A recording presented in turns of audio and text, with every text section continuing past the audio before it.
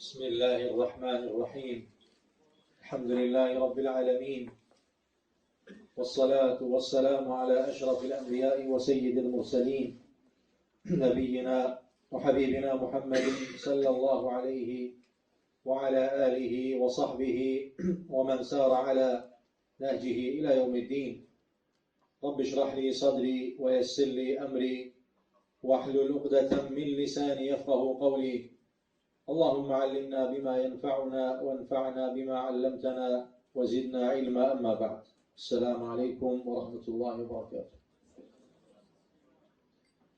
Muhterem kardeşler, Allah nasip etse Allah'ın izniyle, Allah'ın müvaffəqiyyəti kitabı devam edirik. Hansı ki müqəddiməni başladıq.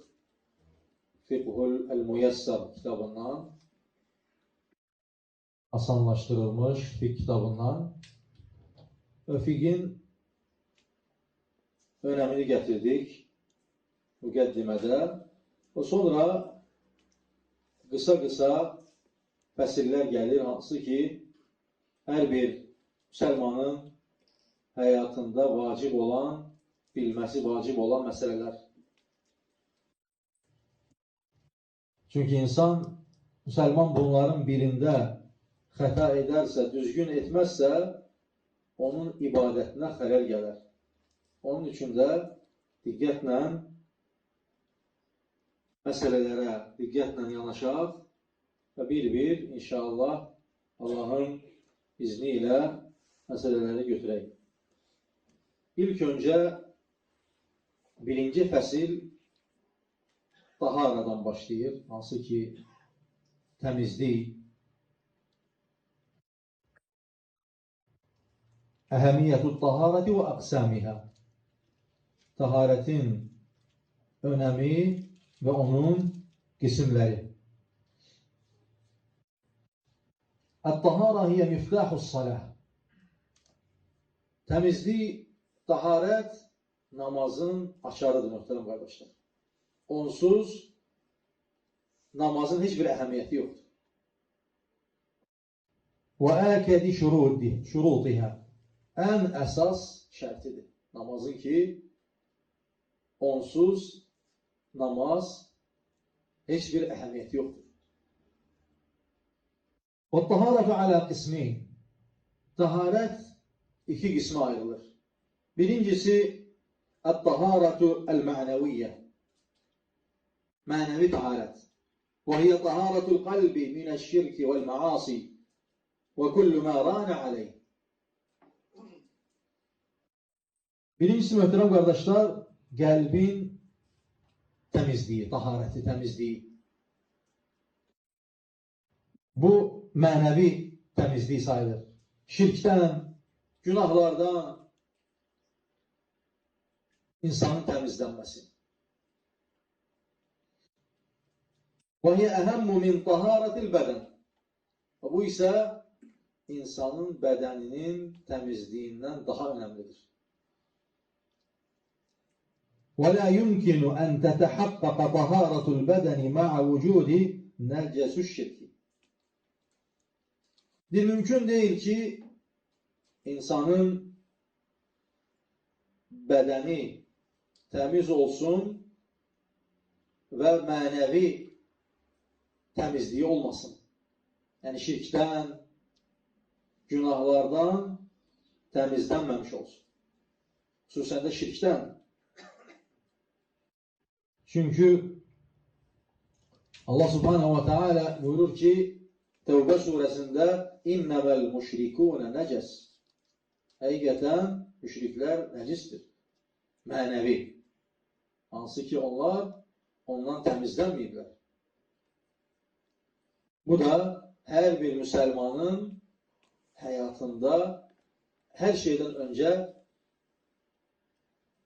önemli olan bir meseledir. O şirk ki Allah Subhanahu ve Teala onu bağışlamır. Tövbe etmedikçe onu bağışlamır. Necə ki Rabbimiz Kur'an-ı Kerim'de buyurur ki İnna Allaha la yaghfiru en yushraka bihi ve yaghfiru ma dun zalika limen yasha. Həqiqətən Allah subhanahu wa ta'ala bağışlamır ən yüşrəkə bihi, ona şərik qoşan. Və yəğfiru mə dunə zəlikə limən yeşə, ondan aşağı olan günahları istədiyindən bağışlayır. Bütün günahlar bağışlanması üçün fürsət var. Allah istədikdə o olacaq.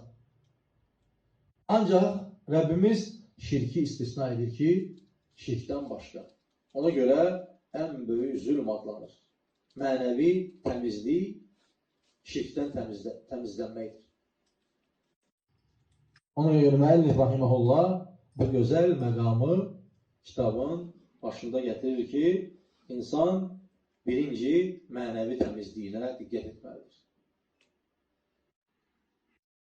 Sonra möhtərəm qardaşlar, qismu thani at-taharatul hissiyyə, hissi təmizlik, taharət. Və səyəti təfsil el-qavlu fiyhə, onun da təfsilatı gələcək. Və hiyə fil-lüğə, lüğətən ən-nəzafə, təmizlik deməkdir.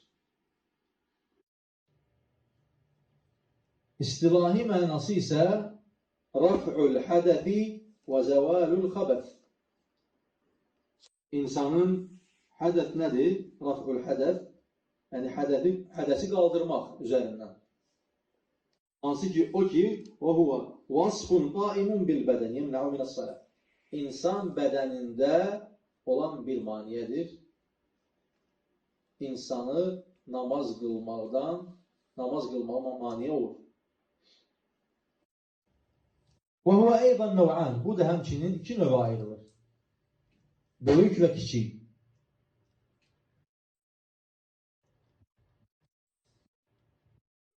Sonra el-muradu bi-irtifa'il hədəs.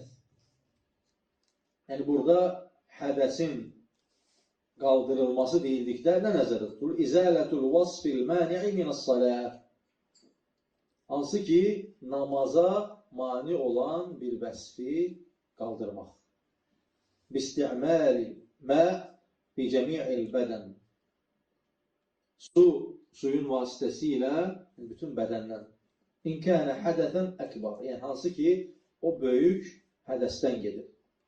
Böyük təmizlik. Onda qüsul ehtiyacı var. O da təbii ki, gələcək təfsilatı ilə. Hansı ki, insan böyük, orada nə nəzərdə tutulur? Hansı ki, qüsulu vacib edən hallar. Onlardan birincisi, insanın ehtilam olması və məninin çıxması, bu hallar insanda qüsulu vacibləşdirir. Ondan sonra gəlir ki, məzi. Məzi çox insanlarda çıxır, hansı ki, o xəstəlik səbəbi ilə çıxa bilər. Ola bilər, müəyyən insanda olan stres səbəbi ilə çıxa bilər. Bu isə öz-özlüyündə təmizdir. Bu üç qismi diqqətlə qulaq asın. Məni, məzi, vədi. Çox insanlarda qarışdırırlar bunu, çox insanlar. Məni bilirik ki, insanın şəhvət keçirdikdən sonra insandan çıxan bir ifrazatdır və onun öz-özlüyündə təmizdir. Mənin özü təmizdir. Sadəcə qüsul gərəkdirir. Yəni, qüsulu vacib edir. İkincisi, məzidir. Hansı ki, dediyimiz kimi, insanın xəstəlik halında, müəyyən hallarda gözlənilmədən çıxa bilir. Bir mayədir. Və bu da öz-özlüyündə nəcisdir. Düşdüyü yeri nəcis edir, ancaq qüsul gərəkdirmir. Əgər o çıxarsa, həmən o yeri yuyuruq, təmizləyirik, dəstəmaz alıb namazımızı qılırıq. Bu ikinci qismdir. Üçüncü qism isə vadi. Vadi nədir möhtərəm qardaşlar? Kiçik bayıra çıxdıqdan sonra insandan ifrazat gəlir. Hər zaman yox, bəzi hallarda. Bu da yuyulur və dəstəmaz alınır. İki hal, bu son iki hal qüsulu gərəkdirmir. Ancaq yuyulmasına ehtiyac var. Birincisi isə qüsulu vacib edir. Ancaq təmizlənməsə belə namazı səhih sayılır. Namaz səhih sayılır.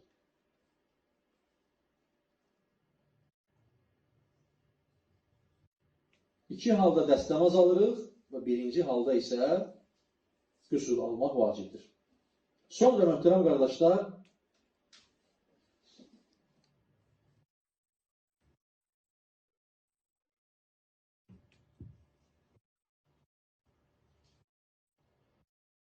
At-taharatul hissiyyə alə nəv'əyn. Hissi təmizlik iki qismə ayrılır. Birincisi, hədəth və təxtassu bil bədən. Hansı ki, insanda baş verir, o yalnız bədənə aid. Yəni, bədəndən çıxan ifrazatlara aid. Onun təmizlənməsinə aiddir. İkincisi isə, taharatu xəbətin və təkunu bil bədəni və thəvbi vəl məkan. Bədən də olur, yəni xəbət olduqda həm bədənin, həm paltarın, həm də məkanın təmizlənməsi vacibdir.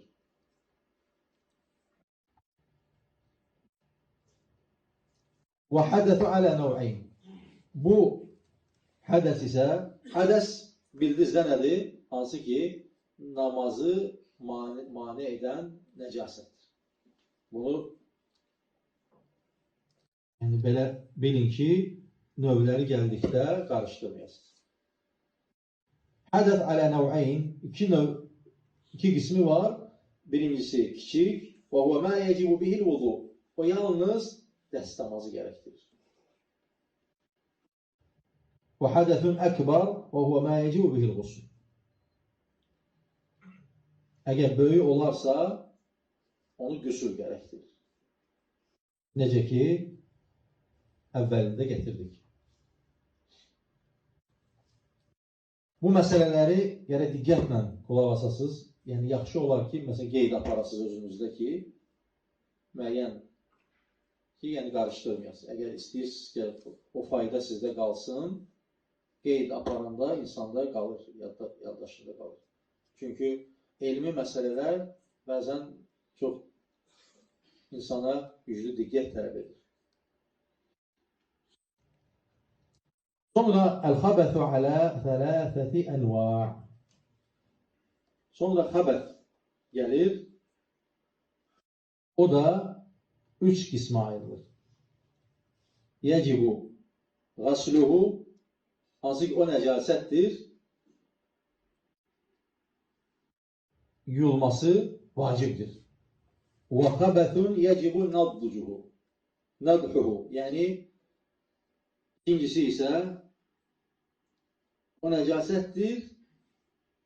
Xəbəth özü də nəcasətdir. İkincisi isə su səpməklə kifayətlənir. Və xəbəthun yəcibu məsruhu. Üçüncü növü isə silməklə təmizləmək. Hansı ki, bunlar da məsələn, qısa bir təfsilatına gəlsək, oğlan uşağı süd əmdiyi müddətcə onun nəcasətinə su qoymaqla onun nəcasətini aradan qaldırır. Yəni, suyu səpməklə nəcasətini aradan qaldırır.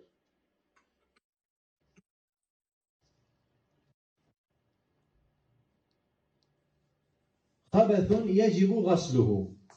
o nəcasətdir ki, onu mütləq yuyulmalıdır. Hansı ki, məzi kimi mütləq yuyulmalıdır ki, dəstəmaz sayılsın. Sonra ikinci məsələni müəllif gətirir. Əl-mə'u-ləzi təhsulu bihi-t-taharə. Hansı sulardan təmizlənmək olar? Təmizliyə səbəb olan suları gətirir. İkinci məsələ. Ət-taharatu təhtəcu ilə şeyin yətətahharu bihi.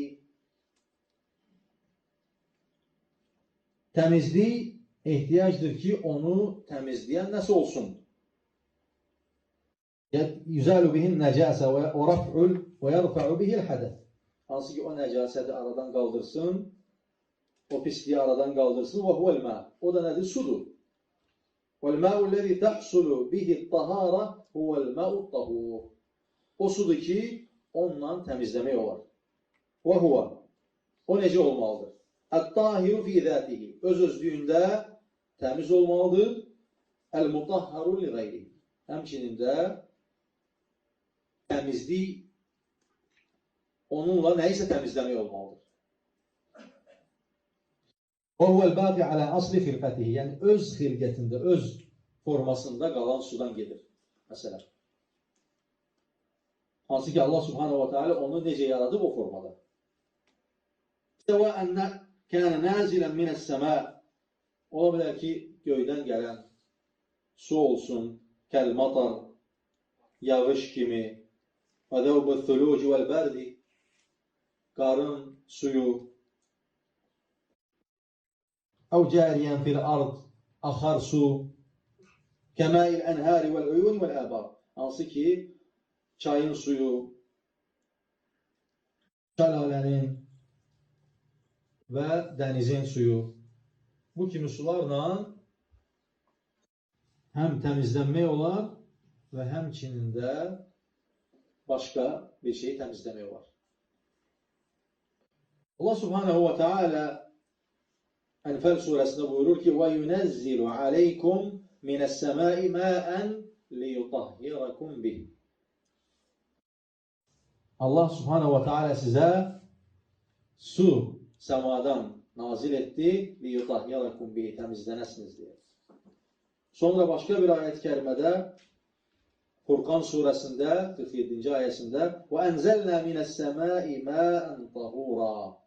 Biz səmadan təmiz su nazil etdik. Sonra Allah Resulü sallallahu aleyhi ve sellem buyurur ki, Allahümme gsilni min xataya, mənim günahlarımı yu, bilmə'i və thəlci vəl-bara. Su ilə, qar ilə, yəni yağış suyu. Sonra dəniz haqqında hədis gəlir ki, dəniz suları haqqında huvət-tahuru ma'uhu el-hillu meytetuhu. Suyu təmizdir, el-hillu meytetuhu. Ölüsü isə halaldır. Sonra möhtərəm qardaşlar, və la təhsulu-t-taharatu bimani'in qayril-mə. Bimani'in qayril-mə. Kəl-xil, xəl, vəl-benzin, vəl-asir, vəl-leymun. Yəni, burada birinci növbədə möhtərəm qardaşlar suları izah etdi ki, su təmiz olmalıdır, həm öz-özlüyündə təmiz olmalıdır, həm də başqasını təmizləyə bilməlidir. Öz xilqətində olmaq. Sonra, əgər o nəyəsə qarışarsa, məsələn, sirkə, benzin, şirəli sular, limon suyu olsun, hər hansısa bir şirəli sularla dəstəmaz almaq olmaz və həmçinin də təmizlik, nəyisə təmizləmək olmaz. Sonra buyurur ki, əgər bunlar tapılmazsa, təmiz su tapılmazsa, hansı ki gətirildi, فَلَمْ تَجِدُوا مَاءً, ayət kərimədə gəlir Məidə surəsində, فَلَمْ تَجِدُوا مَاءً فَتَيَمَّمُوا سَعِيدًا طَيِّبًا. Əgər su tapmazsanız, o zaman fətəyəmməmu, təyəmmüm edin. كانت الطهارة تحصل بماء غير الماء لنقل عادم الماء إليه ولم ينقل إلى التراب. Sonda, muhterem kardeşler, yani bu sular olmazsa öz xilqətində olan, Allahın yarattığı kimi təmiz olan, nəsə qatışmayan sular istifadəsi icazəlidir. Əgər onlara nəsə qatışarsa, artıq su hökmündən çıxarsa, onlarla nə təmizlənmək, nə də təmizlik etmək olmaz. Və inşallah bu 3-cü fəsildə kifayətlənək, hansı ki 3-cü fəsil gəlir, sulara nəcasət qarışarsa, onda hökmü necədir? Onu da inşallah gələn dərs davam edərik.